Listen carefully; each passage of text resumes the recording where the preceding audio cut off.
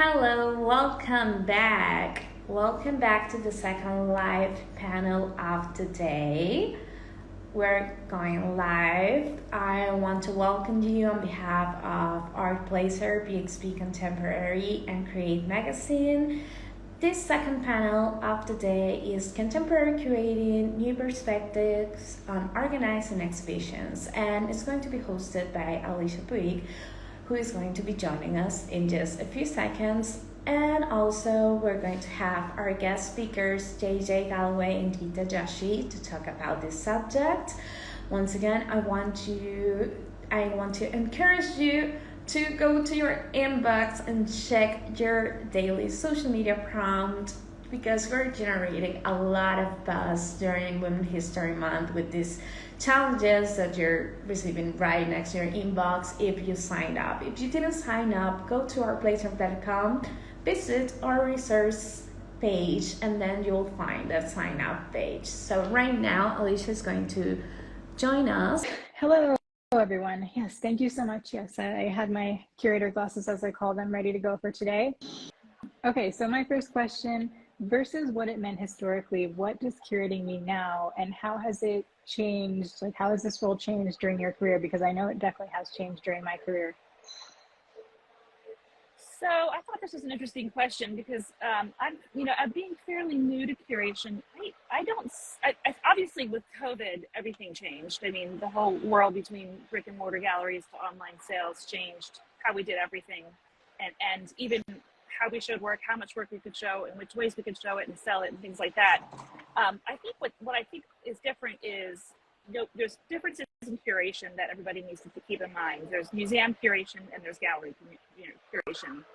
Museum curation is often documentary. It's very much along a thread of a storyline, and it's powerful because a lot of times in museums, especially with the social justice movements, you can say a lot of things with the power of paintings or artwork or just visual art, and you can say things that oftentimes can't be said in words.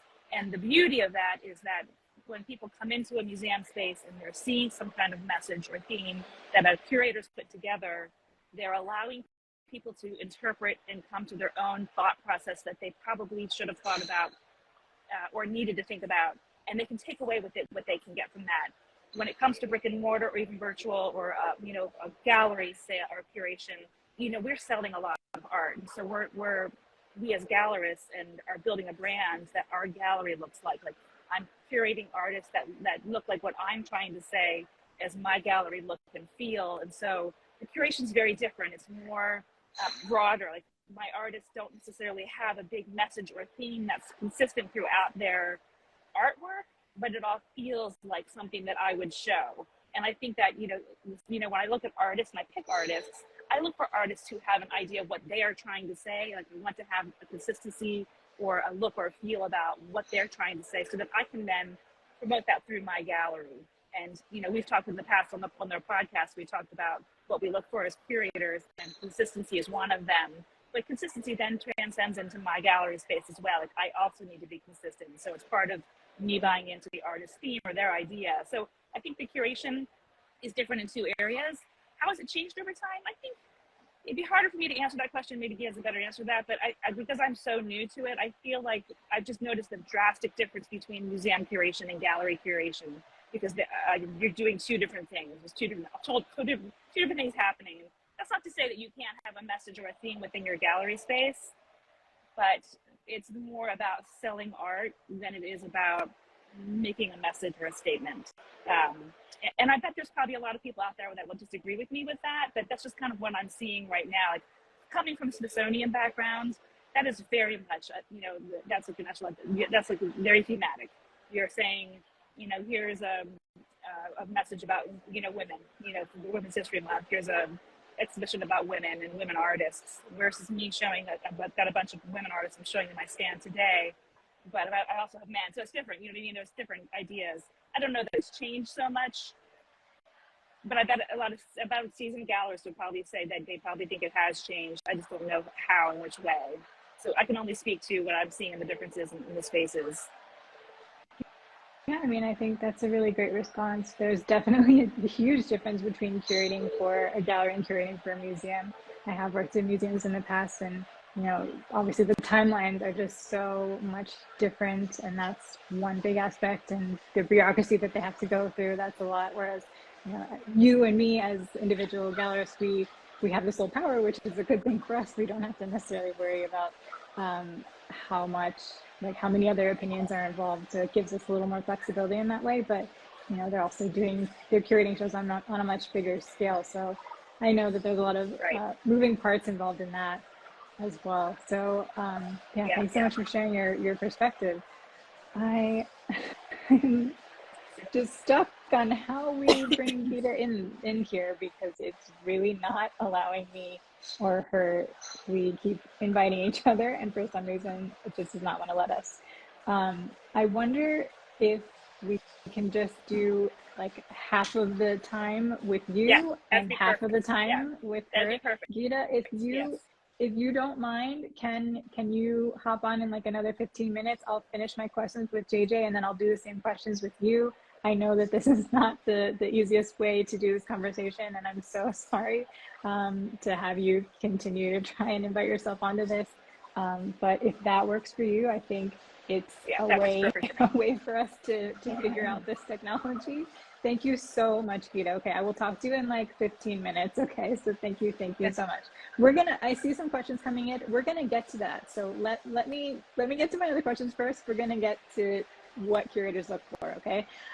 So I like this question. When did you first call yourself a curator, and how did you learn about curating? How did you gain experience?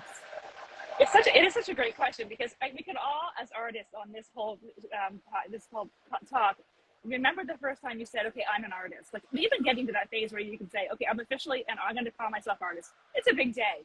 And I felt like, gosh, I was like, when did I first call myself curator? And I don't know. I mean, it really did just happen so naturally. There was a show that I wanted to do in New York that really only accepted galleries, and I was at that point independent artist, but I had been ruminating on this. If I could do my own show, here's how it would look, here's who I would bring. I had been collecting cards for years. I actually have an old-fashioned Rolodex full of all these artists' cards that I've been pulling together and thinking, that's a great artist. And I've just been sticking them in there for years. So when the opportunity came along to show I applied to the show and said, I'm new, I'm trying this out, and I have a bunch of artists that I would like to show. And they wanted to see all of the artists that I had been thinking of. They let me come in, and I started showing right away, and really haven't stopped. And I probably do about 4 to 6 fairs all over the world each year, and gathering new artists every time in each year. And I love that I can kind of pull these artists together and say, I already know what I'm going to do in the fall. I have my theme picked out in my mind, what it's going to look like. So I've already been pulling artists to say, you're going to be perfect for that, and then gathering them that way. But I guess, so as soon as I started doing those shows, I was technically officially a curator, but I think in my mind, I was curating spaces for many, many years, probably since I started the Smithsonian 15 years ago. And I thought, let me see, because at the Smithsonian, I was able to watch curators select art and then hang it, watch their thought process while they hung the work, what they were thinking of when they were hanging it. And I'm just watching and absorbing all of their thought process and how they put the show together. And I think for me, that was like, this is something I definitely want to do. Kind of just grew from there and just educated myself as much as possible on how to do that. And that's kind of where it went from. Yeah. Great answer. Wow.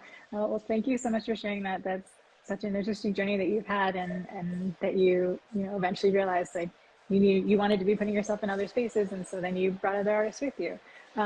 Let's continue moving along, because it's one thing to know what a curator is and like when you started to embody that, but what do you actually do? Let's get into some of the tasks just to kind of pull back the curtain, because I know that people, they know the word curator, but what does it mean for you? What kind of things do you do on a daily basis? What does it take to put on a show like Affordable that you're at right now? Yeah, as you know, it's a lot.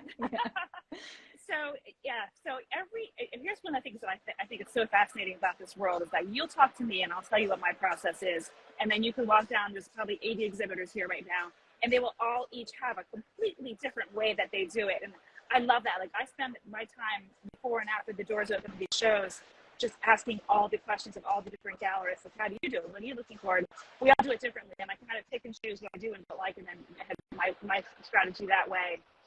So I love when people send me their art to give me their ideas of what they're working on so I can see where you'll fit. I love bringing new artists on all the time.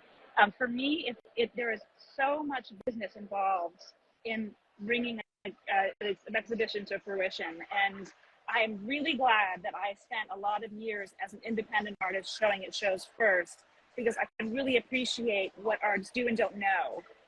And now as a gallerist, I look back at those times and think, wow, I wish I'd known, because there's not a lot of transparency between the galleries and the curators sometimes and the artists, and there should be. Like, for example, in commissions, it's a biggie. Or galleries take a commission and artists are feeling like, oh my gosh, I'm giving away all this money, it's half my work or whatever. But let me tell you, but now that I appreciate how much it costs and all the fees and the taxes, and there's just so much that the commission goes towards, that the gallery in the end is, I really appreciate how much they are or not making. And I like to share that with artists completely, so they're completely clear exactly how it all works. So they don't feel like I'm being taken advantage of. It's a partnership and it's a business. And I spend a lot of time in my gallery and my business making sure artists feel like this is not me showing you and taking advantage of you, or showing your work for you and selling it and taking half your money. It's me helping you build your business and appreciating the business of art. And so it is, the business of art is expensive, and it's tricky, and it's a lot of work. There's contracts, there's insurance, there's shipping, and there's just so many things that I can, what a gallerist and what I do is all that stuff for the artists. So like, for example, I have 2 or 3 mother artists, 2 of which have really, really little kids. And it's not possible for them to do these shows all over the country right now, or even the world. And so I can do that for them. You know what I mean? So you have to look at it as a partnership. And so for me, it's meeting artists, it's looking at their inventory, look for consistency, which we talked about before, deciding that you're going to fit, getting a contract, making everybody's insured properly, getting the art to me, getting all the art coming to me, and then me taking it to the shows and pricing, and then there's lots of logistics involved, hanging it, then sending it back or whatever. So there's a lot of logistics involved that the curator will handle for you. But I think if you're not going to work with someone who's transparent like me, ask questions of your gallerists. Ask lots of questions. Tell me everything, and they should be able to answer all your questions. And if they're not transparent, then you should, maybe wonder about that. But yeah, 100%. There's a lot of stuff that goes on behind the scenes that I'm still kind of thinking through too. But I love every minute of it. I have a business background and an art background, so for me, I really love figuring out logistics and getting everything streamlined so that it all works smoothly for everybody. And I like that process. Yeah, that's so true. I think a few things I picked out are, one, that you're always learning, which I've absolutely experienced in this job as well. 2, that it's a process of building a partnership. It's really meant to be a relationship that goes both ways. It's not you have the power or the artist has the power. It's working together so that you're building both of your businesses, and that's when it really works. So kind of building on that, I wanted to talk a little bit more about what you look for. You mentioned consistency, and I know that someone asked for you to just dive into that a little bit deeper, and what do you mean by that when you're talking about looking at artist work? Yes. So it's interesting because a lot of times I remember in the beginning of my art career, I was trying to find my thing or my style, or what was going to be my look, and I think sometimes artists struggle with that, because the reality is, as artists, we can do all kinds of things. I can paint a flower, I can paint a cupcake, I can paint, we can paint anything. But what is you? And a gallery needs to see that an artist has figured themselves out, because I'm investing in your idea. And if you change your idea 2 weeks after I just spent a bunch of money and time promoting you and this new idea, it's all for naught. So I look for artists who have their thing, and that doesn't mean you can't evolve it and change, but that you need to have an idea of what you're about in your art. And so consistency can mean whether it's your medium, your style, your palette, your genre, there's all kinds of things that it could mean, but you need to have some kind of feeling for it. So for me, for example, I paint a lot of animals with food on their heads. I also make sculptures with animals with food on their heads. I do it in oils, I do it in mediums. My consistency is the theme. So you can do all oils, you can do all water, you can do all kinds of things. It just needs to feel the same. And if you go to my website, you can look at the artists that I do have on there, and you'll see what I mean. Like, they have their thing figured out. I support and really like for artists to evolve their ideas and what they're doing, but you need to kind of build off of the foundation that you started, and you need to get started on that foundation. So, and I know I don't want to ramble on, but I will say that one thing that I've learned is that the way to find your style and your theme and what is the big thing for you is truly paint the one thing that you love, no matter what. It doesn't matter if anybody buys it or even likes it. You have to paint what means most to you, because I can see as a gallerist whether you're being authentic or not to yourself. It can be the weirdest thing. I mean, think of Jeff Koons making balloon animals. It doesn't matter what you do, but what you do should be about you, not what you see somebody else selling or what somebody else is doing that's really cool. It has to be. So if I said to you, you're going to do something every single day for this next year and you're not going to sell any of it, you're going to put it away, what would it be? And if whatever that is, that doesn't matter, no one's ever going to see it, then that should probably be your thing. That you wouldn't mind doing every single day, all day for the rest of this year for nothing, not to sell, not for anybody to like. There's Hilma F. Klimt did this. She made a series of paintings that she put away and said, no one's going to see this work for, I think it was decades. And because she felt like this is me, and she didn't think the world was ready for it. But this concept of, I'm doing what I want to do because I believe in this, even if I don't think the world's ready for it, I'm going to put it away. I loved that because it really was like, okay, this is true to me. It's authentic to me. And it screams like you can see this person was deep in her place when she was making this art. And I think that's artists and collectors too will walk right up to something and say, oh, I can see the sincerity in this. They get it.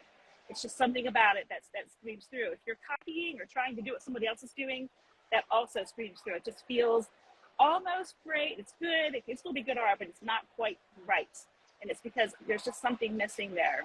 I'll tell you, in the curators at Smithsonian too, when we do our portrait competition, that's one of the things they look for too. They're looking for somebody who's got it figured out and they have an idea of what they're about. And it's just something that across the board artists should try to start working on. Wow.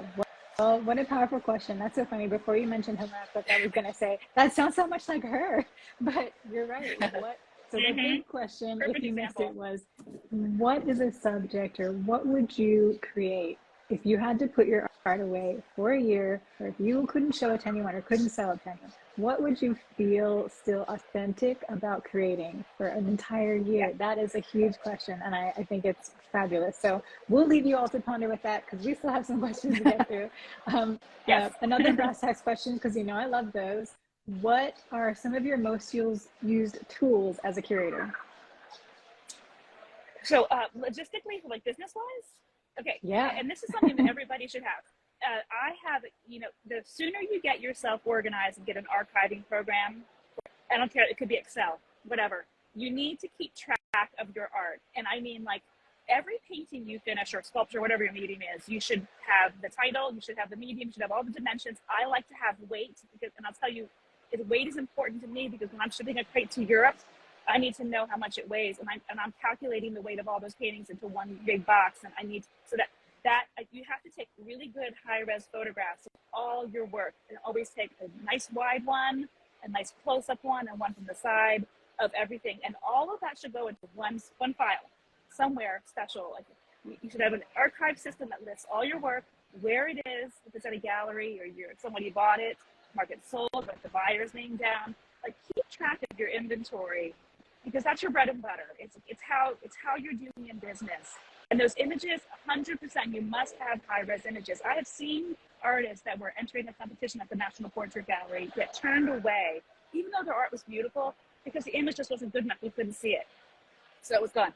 So, I mean, what an opportunity that was lost. I mean, so take nice, good images of your work, save them on the cloud or somewhere safe, and everything, even if it's sold, because you still own the copyright to that image, and you can make prints of it later on and so on. And so if you have no images of your work, it's just gone. So a good archiving system is 100% for galleries and for artists. I use Artwork Archive and images of all your work. You have to have that. That's the most important tool. Absolutely. Keeping organized. I like that. That's a great answer. So you heard it first. Some way of keeping track of your work and inventory so that, especially if you're shipping, if you're sending artwork to multiple places, you know where everything is all in one place. Yes. And you can keep track of it simply. Again, thank you, Gita, for being willing to participate in this, to share your perspective. I know you're going to have so many wonderful things today to say, so I want to go ahead and jump right into it because of timing. I know that you also have very many things going on and you're very busy, so let's get into it. I will let you quickly introduce yourself, and then whenever you're ready, jump into the first question of, what did curating mean historically, and how has it changed for you during your career? Because you have had a long curating career, and I'm sure that especially with things like technology, you've seen it evolve. So I'd love to hear your perspective. So yeah, do you want me to introduce myself first? Yes. Hi, I'm Gita. I do many things. I'm an independent curator and art dealer. I used to run a gallery called Also Major in central London. And that initially started as a pop-up, and then it was meant to just be there for 6 months, and it went for over 2 years. I've sold at art fairs. I've had exhibitions in business spaces, in other people's businesses, online these days. All over the place. So I've done, lots of different things around that. I'm also an art dealer. So, obviously that kind of comes out with the gallery side, but these days it's much more independent. So yeah, that's where I'm at, and, sort of work with supporting artists to really kind of stand on their own 2 feet as well, and recognize that working with curators and galleries and things like that might not always be like long term, right? It's not this sort of white knight that comes and rescues you and your career. So I have a book called Show Your Art: How to Build an Art Career Without a Gallery. And highly recommend. Thank you. And that was really born out of having so many people submit to the gallery that were not quite ready. And, it's really there as a resource to kind of help people level up their professionalism and presentation and that kind of thing. I have Show Your Art membership, editor at Art Scene magazine. So yeah, many, many things. Fabulous. And the question, curating, how has that evolved? How has it evolved during your career so far? I'd love to hear. Yeah, I mean, I've never worked in the public sector in like museums or anything like that, but I think that was probably what my idea of curating was in the early days. I originally trained in art history and always thought that a career in that meant working in museums, but there were a few jobs in museums and many art history graduates, so there's that problem. So yeah, eventually I kind of came to it through a more independent path, but I guess to some degree it was just figuring it out. I mean, I do remember, like, with spaces, I kind of have like a spatial sort of visual sense of what will work together. I definitely remember like my first fair having little cutouts of pictures and moving them around on a page on what the booth might look like and things. But yeah, fortunately these days we have, many more tools to that, just really enabling us to kind of visualize the space and, the layout of things as well. So how it's changed, don't know, other than the sort of tech side of it, I think. But yeah, I mean, that's all I really have to say about that.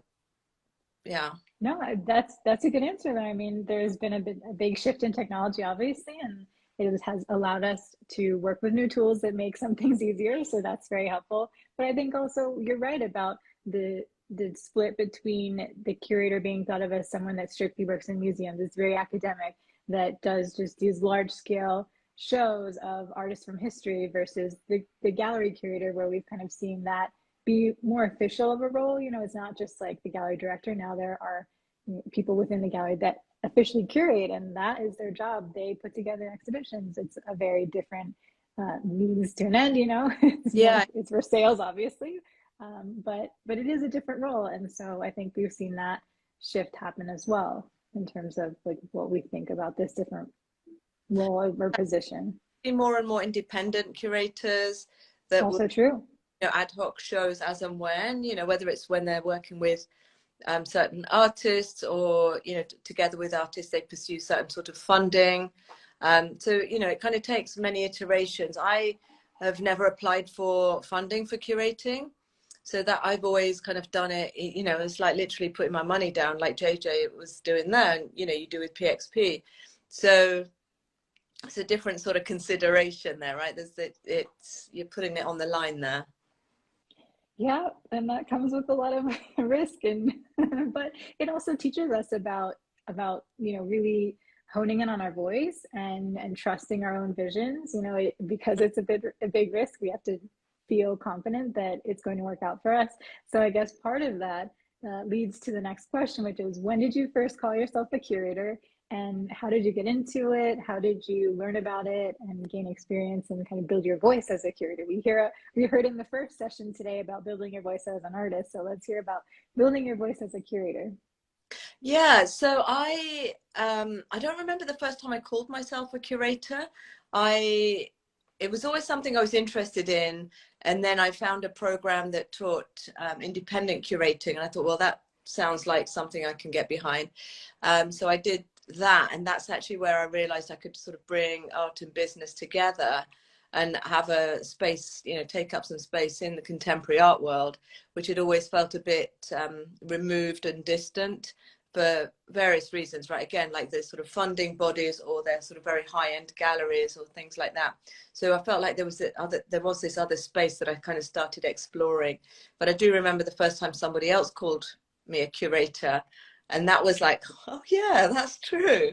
So that was a moment, and that was quite memorable. But yeah, so I originally trained at Central St. Martin's in independent curating, and then you know, recognized that was a way of bringing sort of art and business together. And I did want to go down the for-profit sector, align with this. That was important to me. And it was a way of working with contemporary artists and actually being a little bit more involved in with artists, you know, like they're, you know, practicing artists, right? We're not just talking about having done art history. There was a lot of emphasis on, you know, dead artists, and, you know, there's a place for it, but it didn't really provide that sort of invigorating kind of situation that I was trying to create. So what happened after that? I did a showcase at Somerset House, and then I did an art fair, and that's kind of how that built. From there, I took the gallery space, and it was once I had that I actually was putting shows in other places. And then obviously since the gallery, you know, closed in 2016, I've also had shows in other places and spaces there as well. But I think it really shows you that you have to be quite a self-starter with this. You know, you have to go and find places. You have to go to places where you might meet people that have premises and might let you use their lobby and whatever it is that you're kind of trying to pursue. So true. I think that is such a smart answer, and something that people may not think about at first. It does take a lot of work to get into this industry, and sometimes a lot of the learning is just putting yourself in spaces to learn by asking. So it does take a bit of hustle, and I respect that. I know that you've done so much, and I think I read somewhere you curated now over like 40 exhibitions, 50 exhibitions. So that is a huge testament to you and your work ethic. Fabulous. Let's talk about, you know, the practical things, what goes into curating, how you actually organize an exhibition, because I know that we all see the finished product and it looks fabulous, but there are many little details that go into that you may not think about from the beginning. So tell us your process. So like through the pandemic, I had a couple of like some open call exhibitions. So that's a whole different kind of way of doing it. Previous to that, I'd had open exhibitions where we actually, what I called hang the lot. So it was, you know, anybody that submitted to this could, their work would be hung. So it was kind of a counterpoint to things like the Royal Academy Summer Show and so on, you know, which were, while they were open exhibitions, they were by selection. So, but yeah, so in that, there's a lot that goes into it. Obviously, just logistically, you're literally dealing with that, you know, hundreds of people. So that's a lot. But when I'm kind of putting on my own shows and the sorts of things I'm looking at doing now, they are much more, I don't kind of put pressure on myself, like I must have a show or I must have, you know, this many shows a year or anything like that. I've kind of released that pressure, and I think I used to have that. Oh my God, I haven't done anything. I've only had one exhibition this year. So I think, you know, I'm still kind of, I've let go of that. And often at the start of the year, I think, oh, I'll do an art fair this year. And then we get partway through the year and I'm like, not so sure. So I think what I'm actually doing is absorbing kind of like the artists I'm around, the artists whose work is interesting to me, building those relationships, seeing how their work is evolving, constantly staying in touch. And at the same time, I'm kind of visiting places and spaces and seeing where other people are having exhibitions and thinking, well, would that be a suitable space for me? So that's kind of how my shows are kind of coming around at the moment. You know, it's just through absorption and kind of letting it all marinate a bit and, you know, seeing what comes up without the pressure of any kind of deadline. Does that answer your question? I can't remember what it was. Yeah, no, it absolutely does. No, and I really appreciate that as a fellow gallerist, because I'm feeling a lot of that too this year, especially when I first started the gallery. It's almost 4 years ago now. I thought that I had, in order to launch new work, it had to be through a show. And so I was constantly planning new shows, and there's so much work. There's so much that goes into it, as you've been discussing. And so I would get really overwhelmed. And even, I mean, when the shows came out and things started selling, then it was like, oh, amazing. Okay, I know why I do this. But there is still so much pressure that you put on yourself. And so, and lately things have been shifting where my individual collections, so of just one artist, have actually been performing better than the shows, the group shows. So I've been focusing on those more, obviously. And I think there's a part of me that's like, oh, am I still a curator if I'm not putting together shows like this anymore as much? But you're right. I think it has to be a balance. It has to be a personal thing. And so I've been allowing myself to let go of having to curate shows because they're just not being, you know, the reception isn't the same. And that's not to say that I won't still curate shows in the future with my gallery or with any other opportunities that I get invited to, but it's interesting that we have this pressure, we place this pressure on ourselves about curating shows. So I'm very happy to hear that it's something that other curators go through and that we all have to kind of figure it out in our own way. I want to present the flip side of this, where you know, artists can feel like you're showing favoritism to that person who's having the solo show. But, you know, there's a time element that goes with this. You know, you can't be showing all the people on your gallery roster all of the time. I mean, you can on your online, but when it comes to front-facing marketing or the shows, you know, it might be you know, rolling through your roster one by one, or, you know, a few people on solo shows and so on. And I think, you know, I've also in the past felt this pressure that I wasn't almost doing enough for the artist. I mean, I was like run ragged doing so many things. But like you say, you know, we're businesses in that respect. You know, we are going to do more of what works. And, you know, you also have to take that into account. Yeah, sometimes it does come down to the money, but no, like I said, it's good to just hear that this is something that a lot of curators have to figure out on their own. So thank you for that. And I hope that it also sheds some light on things that curators think about for all of you listening. So let's get into a few more of my questions. We talked a bit more about, you know, the steps involved in curating, but what do you look for when you're looking for new talent, new artists to work with? I know this is a huge question, so what is your perspective on that? Well, firstly, I don't think, I need some new thing, you know, a new. So there's that, because I think I'm constantly around a lot of art, you know, through the magazine, through you know, conversations I have with other galleries and things like that, what I'm out there seeing and whatever, and Instagram as well, of course, which is fantastic. So, you know, things kind of come on my radar, and then I suppose I'm just like everybody else, kind of taking it in bit by bit and following their journeys and seeing their evolution, or digging around in their history, you know, website, you know, Insta history or whatever it is, and seeing how, well, we use that word consistent there, but, you know, how viable that person or that artist would be. Then usually I thinking of somebody I reached out to last year, I'd seen her work at a couple of places. I'd been following her on Instagram, and then I'd seen her work in a couple of places. And then I just reached out and arranged a studio visit. So that is kind of how I typically would do that. If they were not in the same town as me, then I would just invite them to have a Zoom chat. So I'm quite forward and just I would do that. Yeah, I mean, I agree with that, and that's something I do too. One thing that I remembered that you talked about in your previous response that's also kind of part of this is you go through seasons and waves. It's not like you're constantly like, I need new artists for this, that.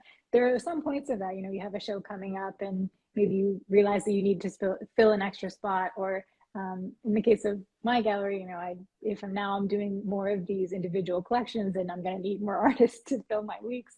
But it's like you said, it's not necessarily like I'm like, oh my God, I need a new artist tomorrow.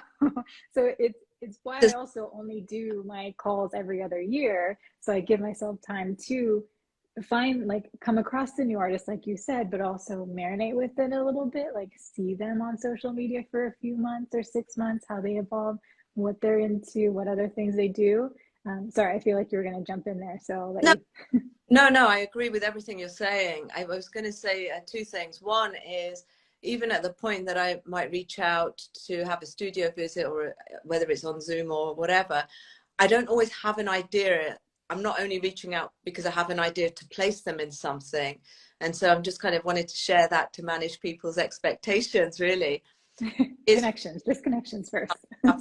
Or see if there is something, learn about the artist, what else have they got on their, in their pipeline, on the radar, what have they got coming up. And yeah, so it's that. It's not just, the outreach isn't always for to fulfill an exhibition spot or something like that.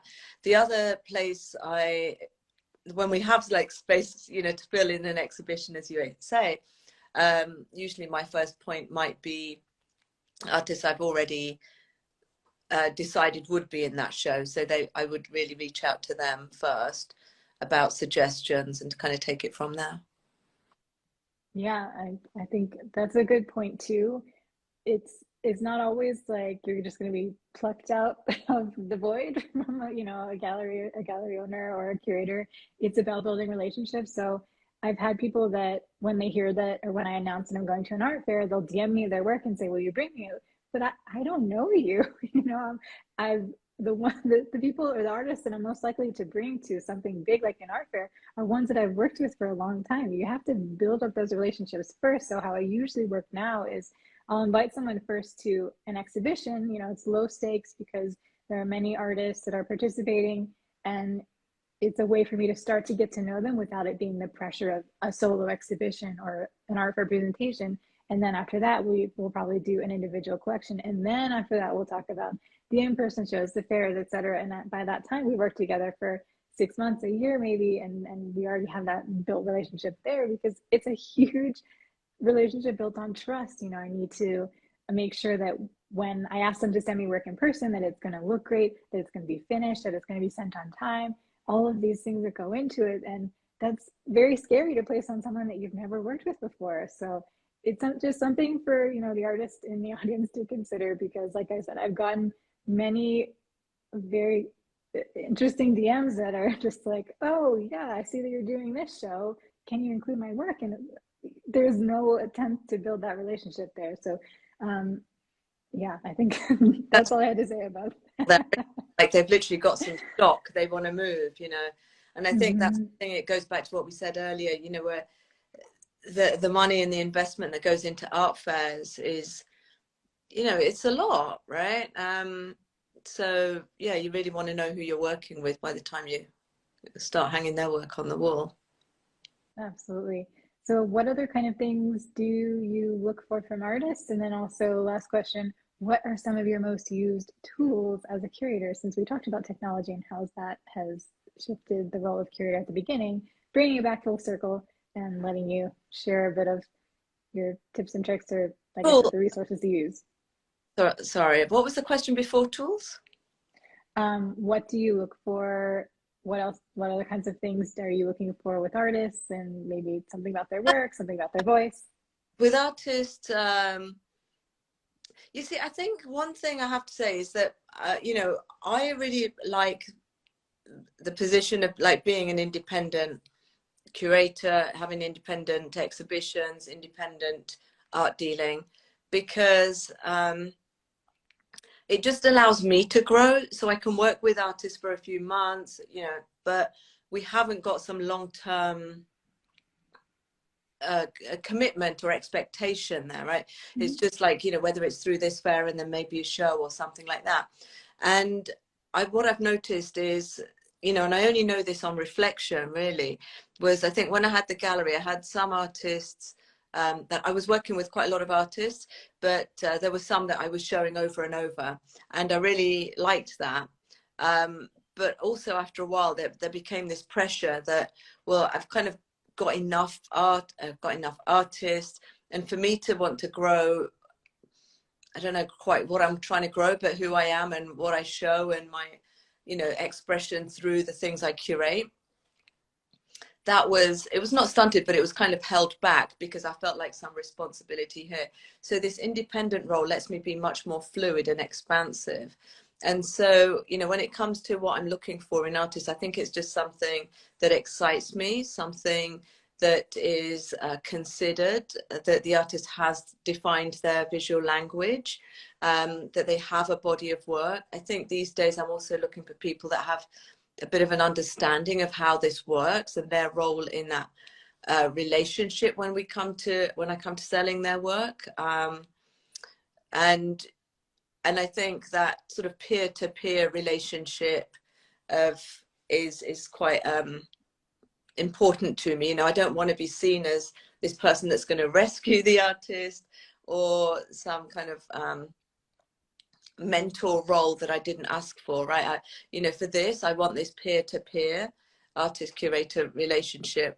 So that's what I wanted to say about that.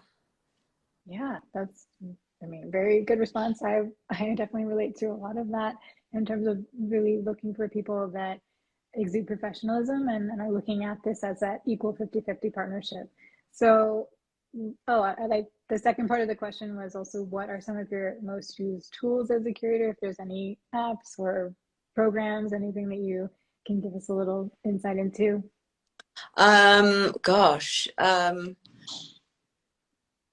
Honestly, like, I think one of the things around curating and the sort of curating I think you and I do is that we also wear a marketing hat that not all curators do.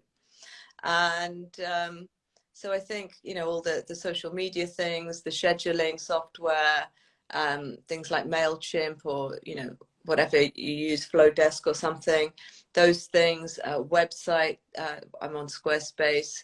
I mean, those I couldn't do anything much without. Canva I like for creating mock-ups and designs and things like that.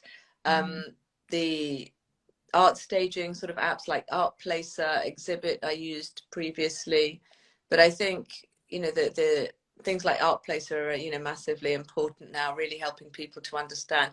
And I used to have this question that I would get, like, in some of my early clients would ask, but isn't it like all a bit fake to use those you know, room mock-up things? And I was like, but no, because like literally magazines from 100 years ago were doing that when they were trying to sell an apartment or something, right? You know, architects have been using it, you know, even more sort of, I mean, they're often like leading this, right, with the 3D spatial renderings of, like, you know, what this apartment will look like.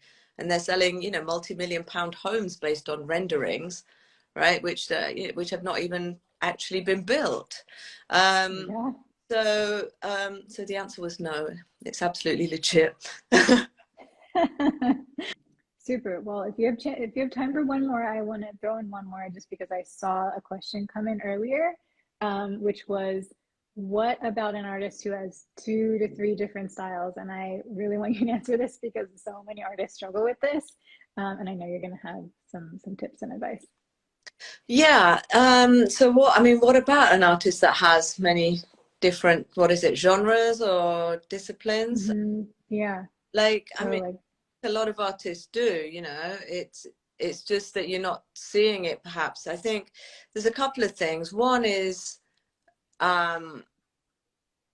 you know, do you want to sell all of those things, or is one of those like more of a private thing? One of those is just where you're just learning and you're actually enjoying it, and you might in the future, but it's not ready for, you know, for a paying audience, perhaps. I would say if you are on something like an online gallery, then you could probably put, you know, like Saatchi or Soto Marketplace or something. You could probably put one, whatever it is, discipline or genre, on one platform and another on another platform, and try it out. So it's all a bit about testing. When it comes to social media, like the thing with Instagram is that, you know, the most recent post is the one that is at the top of the feed. So I would say you need to be presenting it by collection, whatever that means for you, because jumbling it up is really going to confuse your audience. And I think, you know, the main thing that confusion does is it makes us kind of just move off the page and go and look at something else. So, you know, if you want to keep their attention, then, and you want to present this on Instagram, let's say, then, you know, having a solid couple of weeks where you just talk about one collection. So now we're populating that feed and your audience are getting that consistency out of you. So that is what I would say about it on that platform. As I said, online galleries, you could test out presenting it, you know, different collections on two different platforms. Again, if you have 3 disciplines, I mean, you don't want to overwhelm yourself. So, you know, just like maybe think about 2 at a time. And then similarly with your audience, if you have a mailing list, again, just talk and, you know, share information about one over multiple emails, depending on how frequently you're sending them, and then transition into the other collection at a later point. If you're selling at an art fair, really, I would say show one, because artist fair booths are much smaller than art fair booths where galleries exhibit. I don't know if you've noticed that, but really I would say, you know, show one if you can, if you have enough pieces of that collection.